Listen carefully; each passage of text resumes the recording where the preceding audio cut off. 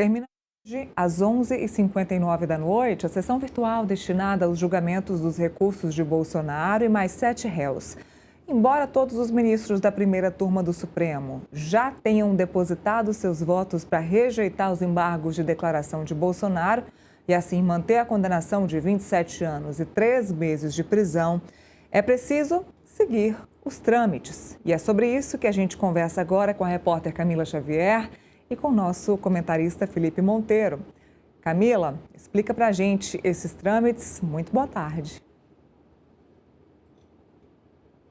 Muito boa tarde, Neila. Boa tarde, Felipe, a quem nos acompanha. Então, até às 23h59, esse julgamento vai estar aberto. Esse julgamento que acontece em plenário virtual, como nós já explicamos aqui, é esse ambiente no qual os ministros podem entrar e depositar os seus votos. Eles não precisam estar simultaneamente fazendo essa votação. Então, todos já decidiram por rejeitar esses recursos, tanto do ex-presidente Jair Bolsonaro como de seus outros 6 aliados, isso porque Mauro Cid decidiu não apresentar o recurso, mas apesar de todos já terem decidido, é preciso esperar o final desse prazo, porque tecnicamente, segundo o regimento interno aqui do Supremo Tribunal Federal, esses ministros têm a possibilidade de mudar os seus votos. Apesar de isso ser pouco provável, então é preciso aguardar até o final do dia de hoje para que esse julgamento seja encerrado e a partir daí que o Supremo Tribunal Federal vai poder fazer a publicação do acórdão, que é a decisão, o compilado dessa decisão tomada pelos ministros. E aí, depois disso, tem outras etapas, né? As defesas podem apresentar outros recursos. Como você citou aqui, Neila, existem os embargos infringentes que as defesas podem sim apresentar, apesar de ser pouco provável que esse tipo de recurso seja aceito. Isso porque, no julgamento do núcleo 1 da trama golpista, somente o ministro Luiz Fux divergiu no seu voto sobre a condenação do ex-presidente Jair Bolsonaro e, segundo o entendimento aqui do Supremo Tribunal Federal, da primeira turma, e de acordo com julgamentos anteriores, é preciso ter pelo menos 2 votos divergentes, 2 votos que decidissem pela absolvição de Jair Bolsonaro e também dos outros réus. Então, o que acontece agora com a publicação desse acórdão, depois que se encerrar o prazo desse julgamento dos embargos de declaração, o acórdão vai ser publicado, a defesa deve ter 5 dias para apresentar novos embargos, que são os chamados segundos embargos, que podem ou não ser declarados, ser considerados pela primeira turma como protelatórios, ou seja, quando a defesa está utilizando algum recurso para postergar, para atrasar um pouco mais essa decisão final sobre o processo. Mas fato é que as defesas devem ter essa possibilidade de apresentar novos embargos em relação à decisão tomada agora, e aí somente depois disso o Supremo Tribunal Federal tomando uma decisão de acolher, não acolher, decidir que é protelatório ou não esse tipo de recurso, que o processo transita em julgado, ou seja, é considerado definitivamente encerrado e a partir daí que Jair Bolsonaro e os outros réus poderiam começar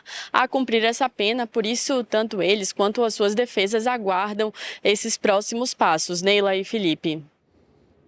Bom, aguardando os próximos passos para que o Supremo Tribunal Federal não entenda que esses recursos, próximos recursos, porque a defesa vai sim impetrar os próximos recursos. Vamos ver se o ministro Alexandre de Moraes não entenda que esses recursos serão protelatórios, ou seja, que a defesa está querendo enrolar, adiar a prisão de Jair Bolsonaro. Felipe, muito boa tarde. Mais um dia que estamos falando sobre isso.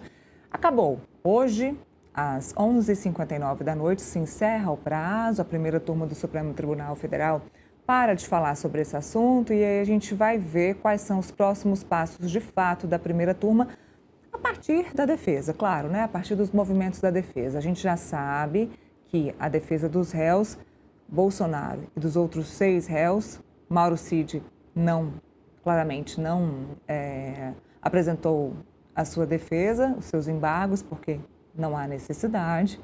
Mas vamos ver o que vai ser a partir daí, quando as defesas entregarem aí os embargos infringentes, que apesar de haver a necessidade de um segundo ministro ter divergido, a gente sabe que as defesas vão sim apresentar mesmo que seja de forma protelatória. Boa tarde, Felipe. Boa tarde, Neira. Boa tarde, Camila. Boa tarde, nossos telespectadores. Sextou, né? Sextou.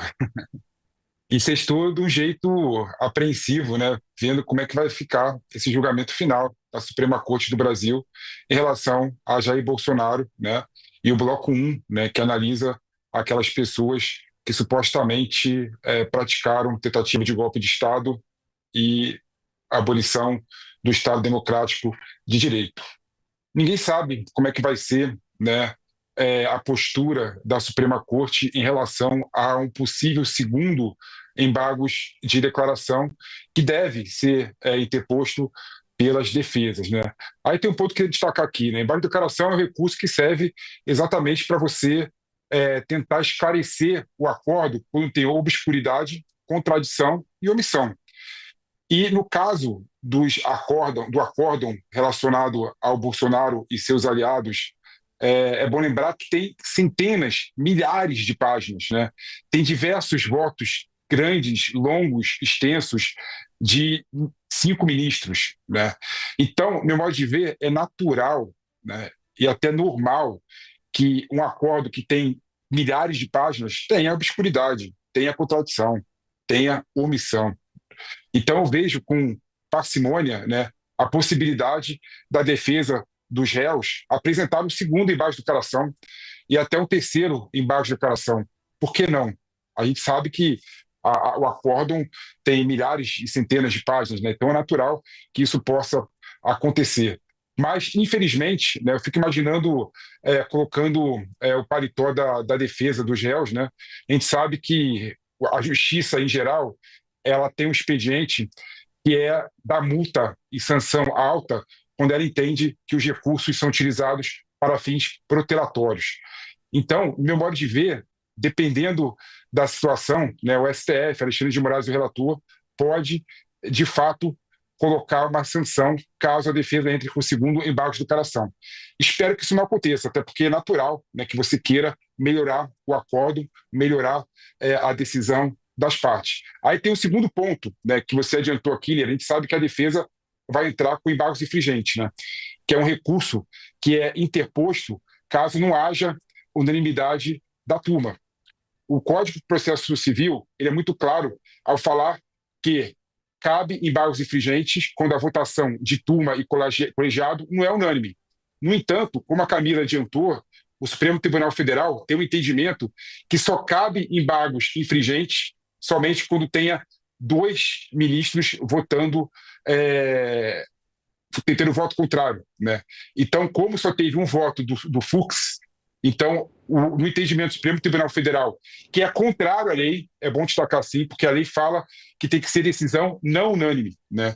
Não fala que tem que ter 1 ou 2 ministros votando contrário ao voto condutor, né? Então, a orientação do Supremo Tribunal Federal em relação aos embargos infringentes, que tem que ter 2 votos divergentes, ela é contra a legislação.